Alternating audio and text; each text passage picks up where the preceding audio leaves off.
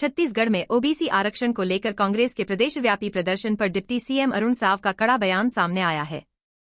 उन्होंने कांग्रेस पर भ्रम फैलाने और निम्न स्तर की राजनीति करने का आरोप लगाया। साव ने पूर्व सीएम भूपेश बघेल की व्यक्तिगत टिप्पणी पर भी नाराजगी जताई।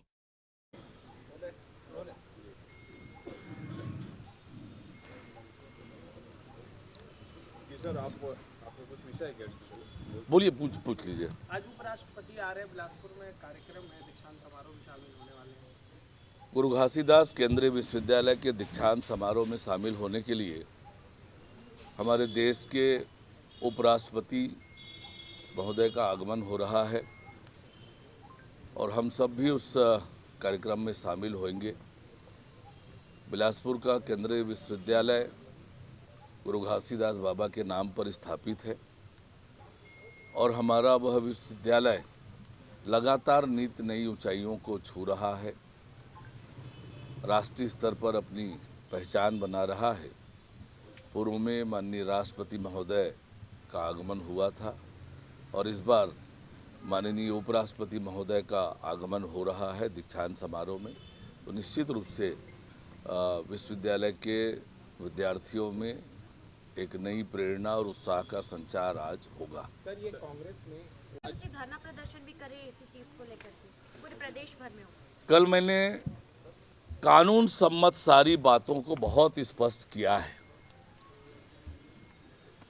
और स्पष्ट करके ये बताया है कि यह जो आरक्षण की व्यवस्था हुई है पूरी तरह से संविधान सम्मत है और कांग्रेस पार्टी यदि इस आरक्षण व्यवस्था पर आंदोलन कर रही है तो अन्य पिछड़ा वर्ग को 30% से अधिक आरक्षण नगर निगम में मिला है, क्या इसके खिलाफ भी वो आंदोलन कर रहे हैं? नगर पालिका और नगर पंचायत में जो आरक्षण मिला है क्या उसके खिलाफ भी आंदोलन कर रहे हैं? ये स्पष्ट करना चाहिए। कल भूपेश बघेल जी ये भी कह रहे थे कि डॉक्टर रमन सिंह जी के कार्यकाल में भी अन्य पिछड़ा वर्ग के लिए जिला पंचायत अध्यक्ष में आरक्षण हुआ था, उनके कार्यकाल में भी हुआ था। तो भूपेश बघेल जी, ये सर्वोच्च न्यायालय का जो फैसला आया है 2021 और 2022 में आया है, इस कारण से ये परिस्थिति निर्मित हुई है। हमारे 33 में से 16 जिले अधिसूचित क्षेत्र के अंतर्गत आते हैं जहाँ पर अनुसूचित जनजाति के लिए वो सभी के सभी अध्यक्ष पद आरक्षित होंगे और जनसंख्या के आधार पर अनुसूचित जाति के लिए 4 पद आरक्षित होंगे। और इसलिए जो सर्वोच्च न्यायालय, माननीय सर्वोच्च न्यायालय के जो आदेश है उसके कारण से अन्य पिछड़ा वर्ग को केवल जिला पंचायत के अध्यक्ष के पद में कोई पद हासिल नहीं हुआ है। पार्टी ने इसके लिए व्यवस्था बनाई है। ये कांग्रेस पार्टी, जैसे मैं बार बार कहता हूं कि भ्रम, भय और भ्रष्टाचार इनके राजनीति का आधार रहा है, वही भ्रम फैलाने का काम ये बार बार कर रहे हैं। कानून संविधान की बड़ी बड़ी बात करते हैं लेकिन ना उसे पढ़ते हैं ना उसका अध्ययन करते हैं। और कांग्रेस पार्टी इस प्रकार से राजनीति करना बंद करे। कांग्रेस पार्टी जिस प्रकार से उनके बयान आ रहे हैं ये बहुत दुर्भाग्यजनक है।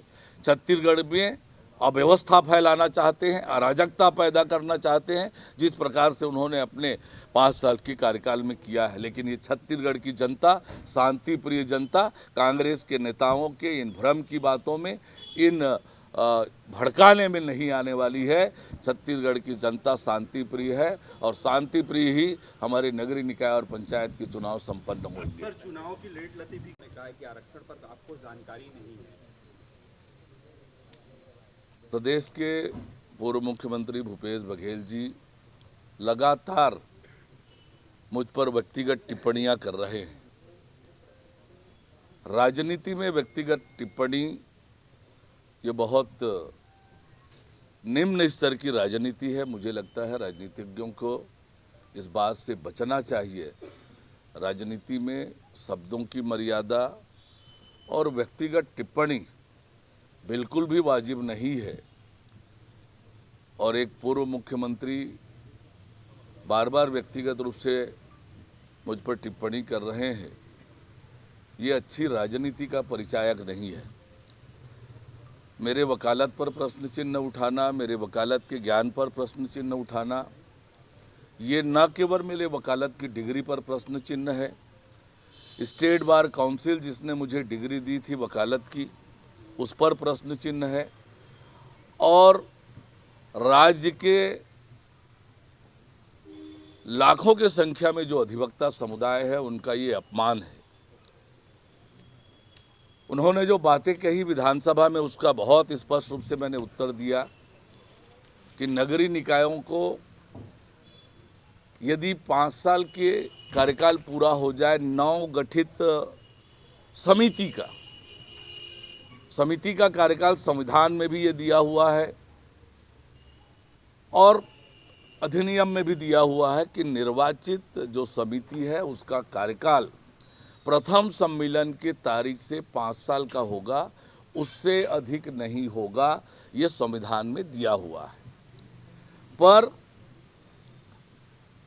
नगर पालिका अधिनियम 1961 और नगर पालिक निगम 1956 में यदि उस 5 साल के भीतर चुनाव नहीं हुआ किसी कारण से, तो निकाय कैसे चलेगा, इसकी स्पष्ट व्यवस्था उन दोनों अधिनियमों में नहीं है। पंचायत एक्ट में इसका प्रावधान है, धारा 34(3) में स्पष्ट रूप से प्रावधान है, जो मैं आपको पढ़ के सुना रहा हूं। यदि उपधारा 2 में निहित कालावधि के अवसान होने के पूर्व, यानी 5 साल का कार्यकाल पूरा होने के पूर्व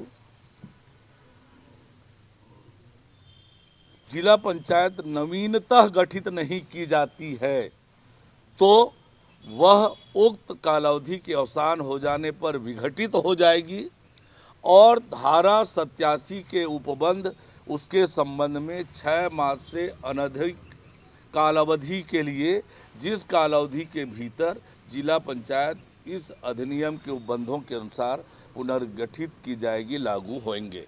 यानी यदि वो 5 साल के कार्यकाल के भीतर यदि चुनाव नहीं होता है, तो आने वाले 6 महीने के लिए धारा 87 पंचायत राज अधिनियम में प्रशासक या प्रशासनिक समिति का गठन किया जाएगा और उससे पूर्व उसका चुनाव कराया जाना होगा। ये प्रावधान कारपोरेशन एक्ट और म्युनिसिपैलिटी एक्ट में नहीं था और इसलिए हमने ये प्रावधान इस बार लाया है। तो क्या भूपेश बघेल जी ये बताएंगे ये असंवैधानिक है? पंचायत एक्ट का प्रावधान असंवैधानिक है? जब पंचायत एक्ट में पहले से ही मौजूद है, संविधान सम्मत है, इसलिए तो मौजूद है। और निकाय और पंचायत ये राज्य का विषय है। संविधान में ही राज्य विधानमंडल को अधिकार प्राप्त है कि इसके लिए चुनाव, उसके संचालन के कानून राज्य विधानमंडल बनाएगा, राज्य सरकार बनाएगी। सर, लेकिन इसमें जैसे